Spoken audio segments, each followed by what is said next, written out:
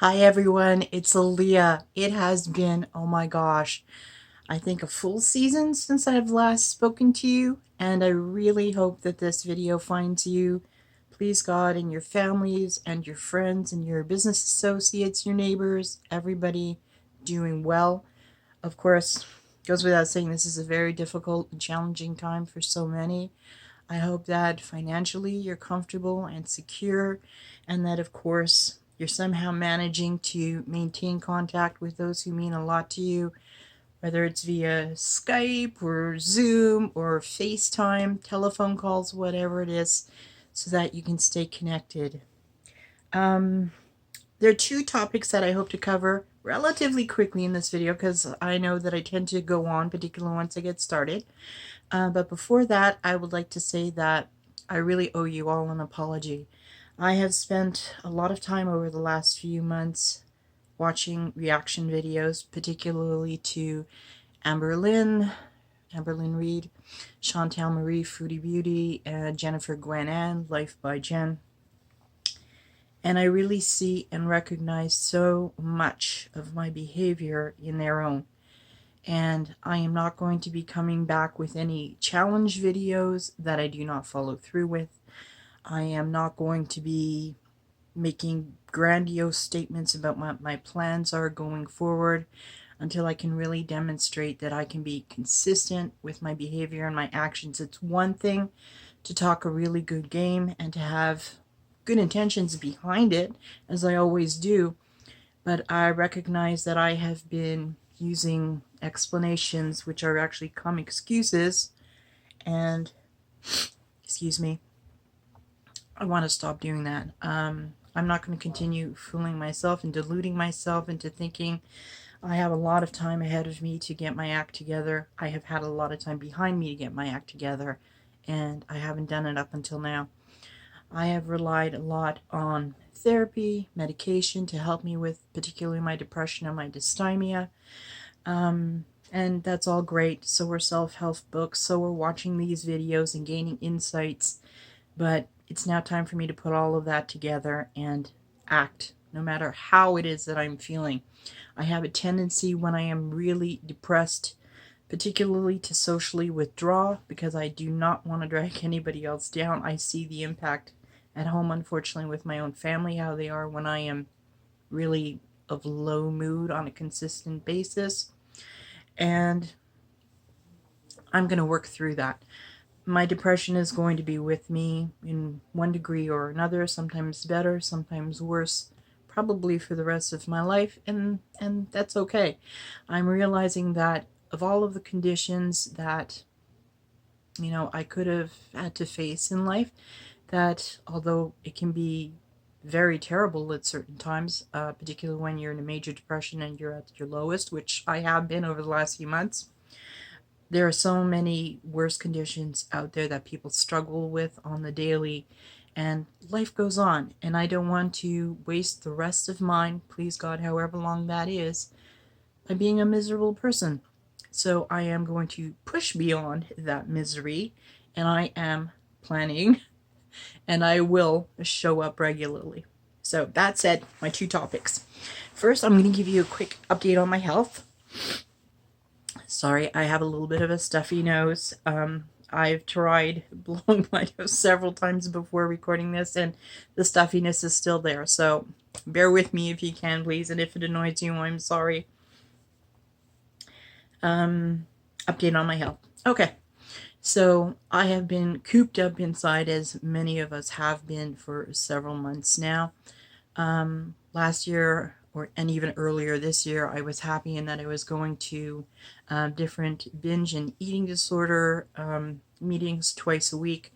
One was an informal one where all sorts of individuals could show up with different eating disorders. Another one was directed more specifically to binge eating, which I have a tendency to do when I am emotionally triggered, whether that is I am sad or angry or stressed or frightened. And of course, that all shut down with COVID. Originally, they were going to be doing it by, I guess, like one of these Zoom meetings. That didn't work out. They didn't have sufficient participants to justify doing it. So And I was going to my gym. That, of course, is closed. They thought they might reopen a little bit at the end of August. They did it for a week or two by appointment only. And it was really hard to get an appointment because they were so scattered apart with so few people in the gym. And now we are in a red zone again back here in Montreal. And so that is completely shut down. So I've really been cooped up in the home. And one of the consequences of that is that I have really become deconditioned. And I am fully responsible for that because we all know there are tons of exercise videos on YouTube that I could do at home. There are sitting exercise videos for those who have limited mobility or are in pain on a regular basis. There are, walk with Leslie Sansone, walk around your house. So there is no excuse for my having gotten deconditioned. None. Just my behavior and my lack of willingness to put the effort in on a regular basis. In the meantime, I did finally receive a follow-up phone call from I think it's Department of Bariatric Surgery at the hospital. Excuse me. And I did, at the end of September, go to meet with one of the assisting surgeons to have an interview. I was also met that day by a nurse and a dietitian to discuss plans going forward. And I have been approved for the surgery. And that wait time at the moment, depending on whether there are further COVID outbreaks at the hospital and they have to shut certain floors down, I'm on track to have the surgery sometime within the next 1 to 4 months. They will give me a call depending on operating room availability and my stacking in the priority list. I never thought I would get to the point where I would opt for weight loss surgery, but I am 55 now. I am very blessed that I have not done more damage to my health. And while I think that I will be able to slowly and regularly lose some weight, I can't do long-term fasting, or I haven't been able to yet. Maybe I can learn to be more consistent with that. But it would take me quite a while to drop the weight, the excess weight that I have. I'm carrying around an extra 160 pounds. And I actually Googled it and I saw that based on my sex and my age, I actually right now have a BMI of 51, which technically puts me in the classification of super morbidly obese. No, excuse me, super morbidly obese. Super morbidly obese is more Chantal Marie Foodie Beauty. I checked her BMI based on her last video where she shared her weight is like 73. But I'm up there, and I want to get my health on track as fast as possible. So when I met with the surgeon, based on my history, my age, my lack of success to date, etc., he had determined with me that we would opt for the gastric bypass over the vertical sleeve gastrectomy. And what I'm thinking is that if the surgery is several months down the road, maybe I can lose some weight before the surgery. But I've calculated that even if I lose about 50, 60 pounds before that, I will still have a BMI of about 40. So I still am well within the range of qualifying for the gastric bypass. So I think that is the route that we're likely going to be taking. In the meantime, I am working on trying to prepare more ketogenic meals. And I am also working on intermittent fasting, leaning more towards OMAD. But there are days when sometimes I do have 2 meals, but I try to keep it within a tighter window. All of that said, and I don't mean to ramble, I'm sorry.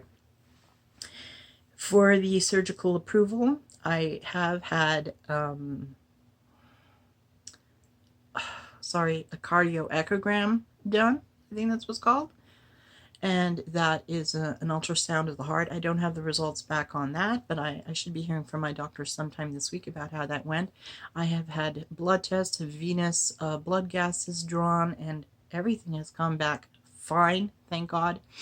And then last Thursday I had a meeting and a battery of tests. at a respiratory clinic at the hospital, where they followed up on the report from my my CPAP sleep machine for the last month, and also based on about an hour's worth of different breathing tests. The doctor there said that I actually have very, very good lung capacity and that my sleep apnea is being very well managed. I used to have over 200 episodes in 1 hour where my breathing would stop, and it is now down to 1 or 2. And he suspects that that is because I sometimes have a bit of a leak on my mask. I don't wear a full mask that goes over the nose and the mouth. And I will show you that in a video. But I have one that just covers the top of my nose like this and goes underneath it. And I tend to toss and turn a lot at night, and I sleep on my side. So I suspect that sometimes maybe the mask and the straps shift a little bit, and that's why there's a bit of a leak. So I'm trying to work on sleeping with the mask a little bit tighter, and we'll see what happens with that. But that's all really great news. And I'm thinking to myself, like, thank God I have been blessed with such good genetic history and such wonderful health despite my lack of taking care of myself for decades now. And I am not going to be stupid enough to continue taking that for granted or abusing that.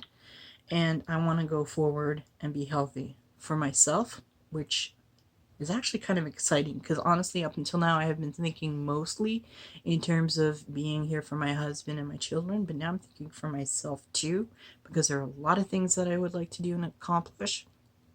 So that's great, because when you're very, very depressed, you tend not to think in terms of the future, and your interests go out the window. You tend to be much more apathetic. So I'm very excited about that. And I have lost my train of thought. I'm sorry. From going out last week to the hospital, it was really, really damp here in Montreal. We had some melting snow, a little bit of snow on the ground, but it had already started melting. And we had high humidity, and I had a fibromyalgia flare-up this weekend. Over the last 48 hours, I think I have slept in total, I tracked it, 7 hours. So my brain fog is worse than usual because I'm sleep deprived. But the second thing I want to share with you is that I am going to be doing vlogmas this year. It's the first time ever, and I am going to be consistent. I am going to be here with you every day. Excuse me. It may be later in the day by the time I get around to posting, but I am going to show up. I am going to do it. Some of the vlogs are probably going to be less interesting, sit-down vlogs like this one, but I do have a schedule of videos that I want to cover. This week I've already got laid out exactly what I'm going to be doing. And while there are going to be some sit-down videos, because there are things that I want to show you and share with you, I also have, I thought I brought it with me, but I didn't. I bought finally an IOTI, I think it's called, a little car mount for my cell phone. And I am going to get the inside of the windshield clean the outside, and we are going to go on some drives, and I'm going to share with you the history of Montreal. I'm going to try to show you also some of the spots where I grew up and some of the beautiful scenery that we have around here, because it is really a wonderful city with so much to share. I have recipes that I'm going to be sharing with you, and I'm thinking maybe we could do sort of like a cooking book kind of a series. I'd like to start where I cook a meal and share it with you, and then sit down to taste test it, and not so much like a mukbang because I don't want to eat on camera. I really rather spend my time talking with you, but we'll taste test it. And then I thought maybe review a book with you, something that I've really shared in the past, really enjoyed in the past, and want to share with you, and maybe talk about different books that I'd like to read going forward. And I have other things planned too. I just can't recall what they are. I should have brought my list with you. So I do plan on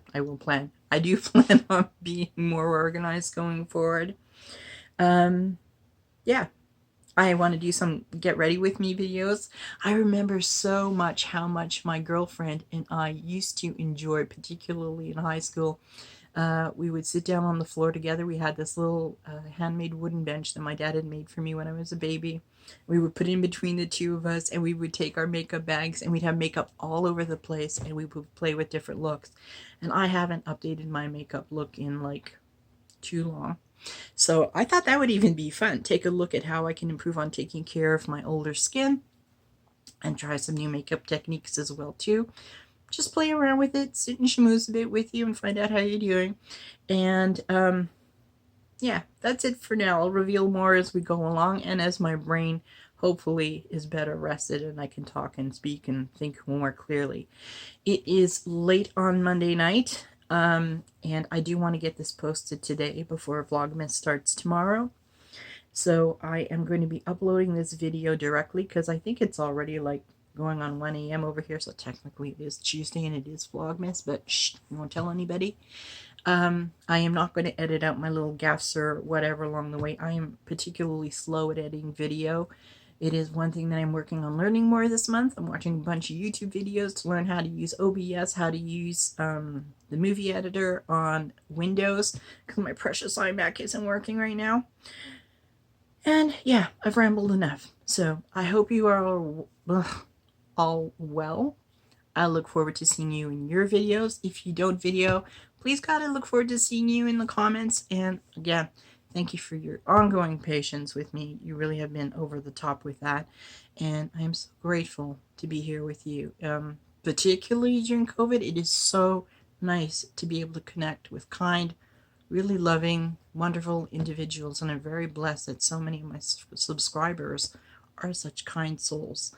So thank you very much for joining me, and I hope I'm going to get to see you over Vlogmas. I hope I get to see your videos over Vlogmas, and I wish you blessings for the season. Please God for you and your family. May it be a wonderful time for all of us despite the restrictions, and I'll see you soon. Thank you all so much. Good night for now. Bye.